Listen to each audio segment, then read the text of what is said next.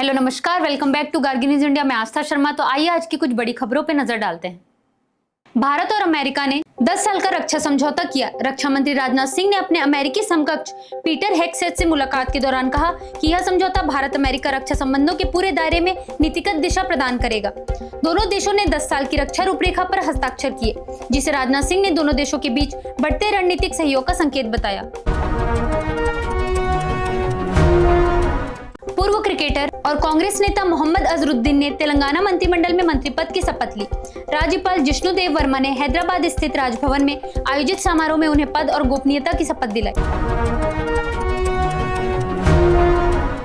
दिल्ली दंगा मामले की सुनवाई की प्रमुख बातें। 5 साल से अधिक समय से हिरासत में बंद आरोपी को जमानत का अधिकार है, सुप्रीम कोर्ट को बताया गया। वरिष्ठ अधिवक्ता कपिल सिब्बल, जो उमर खालिद की ओर से पेश हुए, ने पीठ को बताया कि 2020 के दिल्ली दंगों से जुड़ा कोई धन, हथियार या ठोस सबूत उमर खालिद से बरामद नहीं हुआ है। वकीलों को उनके मुंह वकीलों को दी गई कानूनी सलाह के लिए जांच एजेंसियां तलब नहीं कर सकती। सुप्रीम कोर्ट मुख्य न्यायाधीश BR गवई और न्यायमूर्ति के विनोद चंद्रन की पीठ ने कहा कि वकीलों को केवल असाधारण परिस्थितियों में ही एजेंसियों द्वारा बुलाया जा सकता है, जैसा कि भारतीय साक्ष्य अधिनियम की धारा 132 में उल्लेखित है। बिहार विधानसभा चुनाव, एनडीए ने जारी किया घोषणा पत्र। 1 करोड़ सरकारी नौकरियां, मुफ्त शिक्षा और बुनियादी ढांचे के विकास का वादा। घोषणा पत्र की अन्य प्रमुख बातों में 7 एक्सप्रेसवे, 10 औद्योगिक पार्क, 4 नए मेट्रो प्रोजेक्ट और उच्च शिक्षा प्राप्त कर रहे अनुसूचित जाति छात्रों के लिए प्रति माह 2000 की आर्थिक सहायता शामिल है। राष्ट्रीय एकता दिवस, पीएम मोदी ने कहा कि सरदार पटेल पूरे कश्मीर को भारत से जोड़ना चाहते थे, लेकिन नेहरू ने इसकी अनुमति नहीं दी। 2014 से सरदार पटेल की जयंती 31 अक्टूबर को राष्ट्रीय एकता दिवस के रूप में मनाई जा रही है। कांग्रेस का आंतरिक पुनर्गठन, पार्टी ने पुनर्जीवन के लिए जिला कांग्रेस समितियों पर फोकस किया है। संगठन सृजन अभियान के तहत कांग्रेस मेरिट आधारित प्रक्रिया से जिलाध्यक्षों की नियुक्ति करेगी। 1 करोड़ नौकरियां, मुफ्त शिक्षा और विकास का वादा। एनडीए ने बिहार चुनाव के लिए घोषणा पत्र जारी किया। घोषणा पत्र में विश्व स्तरीय मेडिसिटी, हर जिले में मेडिकल कॉलेज, मुफ्त राशन, 5 लाख तक का इलाज और 50 लाख पक्के घरों का वादा किया गया है। सुप्रीम कोर्ट ने बार काउंसिल ऑफ इंडिया को पंजाब और हरियाणा बार काउंसिलों के चुनाव की अधिसूचना जारी करने का निर्देश दिया। चुनाव 31 दिसंबर तक कराने के आदेश दिए। वरिष्ठ अधिवक्ता नरेंद्र हुड्डा ने बताया कि नियमों के अनुसार इस बार काउंसिल की मौजूदा स्थिति 7 साल के कार्यकाल से अधिक जारी नहीं रह सकती। एनडीए के घोषणा पत्र जारी कार्यक्रम में नीतीश कुमार को बोलने नहीं देना बिहार का अपमान है, कांग्रेस ने कहा।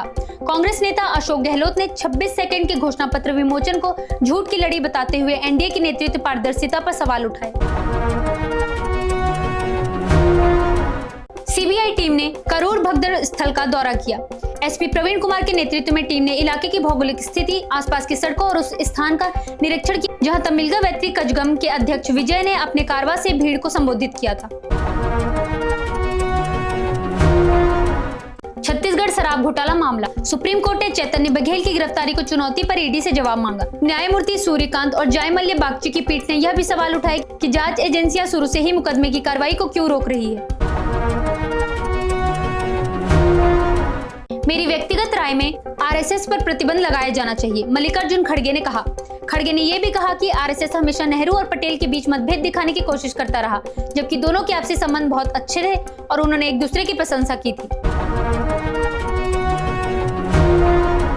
टीएमसी नेता ने सीएम को 30 दिन तक हिरासत में रखने वाले विधेयकों की आलोचना की। कहा, ये निर्दोषता की धारणा को कमजोर करते हैं। राज्यसभा में टीएमसी नेता ने कहा कि ये बिल जवाबदेही बढ़ाने का दावा करते हैं, लेकिन गहराई से देखने पर यह न्याय के मूल सिद्धांतों को ठेस पहुंचाते हैं। प्राइम मिनिस्टर मोदी ने अनुच्छेद 370 हटाकर सरदार पटेल का एक भारत का सपना पूरा किया, अमित शाह ने कहा। अनुच्छेद 370 के कारण जम्मू कश्मीर पूरी तरह भारत में शामिल नहीं था, लेकिन पीएम मोदी ने इसे हटाकर सरदार पटेल का अधूरा कार्य पूरा किया और अब हमारे पास अखंड भारत है। साइप्रस आईएमईसी का हिस्सा बनने के लिए तैयार, विदेश मंत्री कॉम्बोस ने कहा। कॉन्स्टेंटिनोस कॉम्बोस ने कहा कि साइप्रस भारत संबंध किसी क्षेत्रीय शक्ति का संतुलन बनाने के लिए नहीं है, बल्कि अपनी स्वतंत्र महत्व पर आधारित है। इलाहाबाद हाईकोर्ट ने जांच में खामी का हवाला देते हुए सीआरपीएफ कैंप हमले के मामले में 4 दोषियों की फांसी की सजा को उम्र कैद में बदला। अदालत ने कहा कि अभियोजन पक्ष मुख्य अपराध को संदेह से परे साबित करने में बुरी तरह विफल रहा है। एनआईए ने 26/11 मुंबई हमले मामले में तहव्वुर राणा से जुड़ी अधिक जानकारी अमेरिका से मांगी।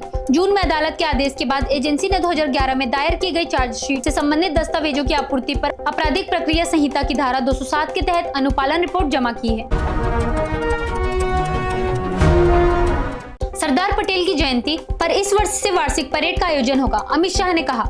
उन्होंने यह भी कहा कि गुजरात के एकता नगर में होने वाली इस भव्य परेड की सलामी प्रधानमंत्री नरेंद्र मोदी लेंगे।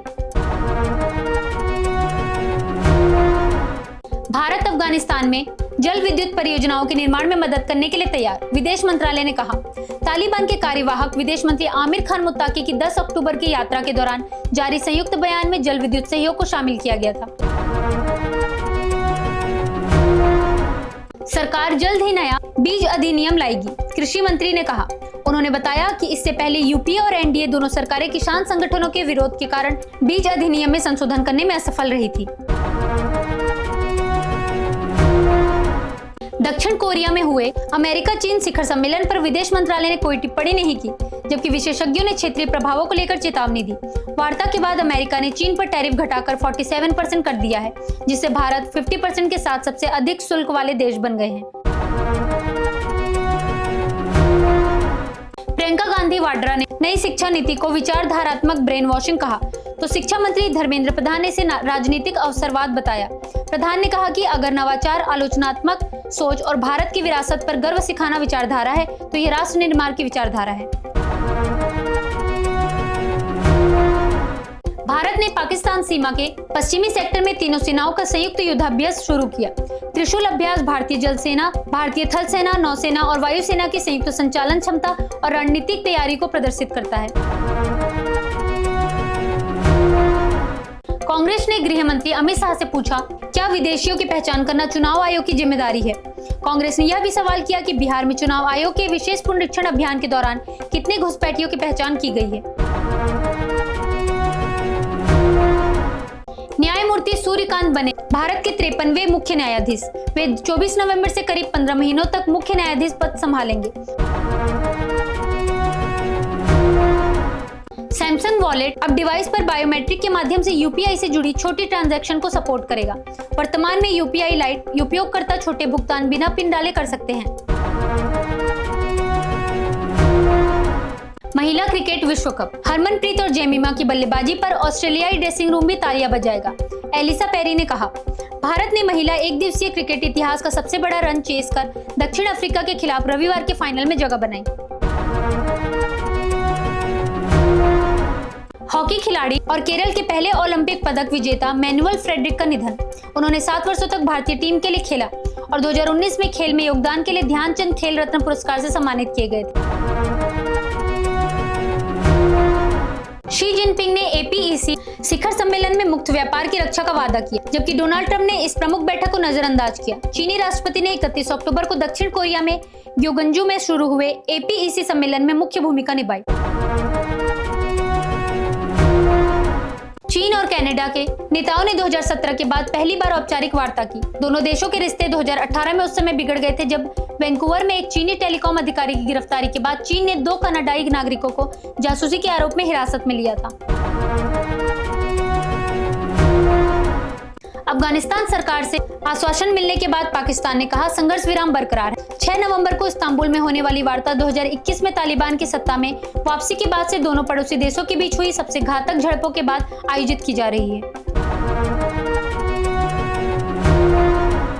भारत के बागवानी क्षेत्र को मिलेगा हाईटेक बढ़ावा। नीदरलैंड की पहल से उच्च स्तरीय ग्रीन हाउस में बिना कीटनाशक वाले खाद्य उत्पादन को प्रोत्साहन। यह पहल ऐसी तकनीकों और प्रक्रियाओं पर केंद्रित है जो जलवायु सहिष्णु तरीके से खाद्य फसलों के उत्पादन में मदद करती है।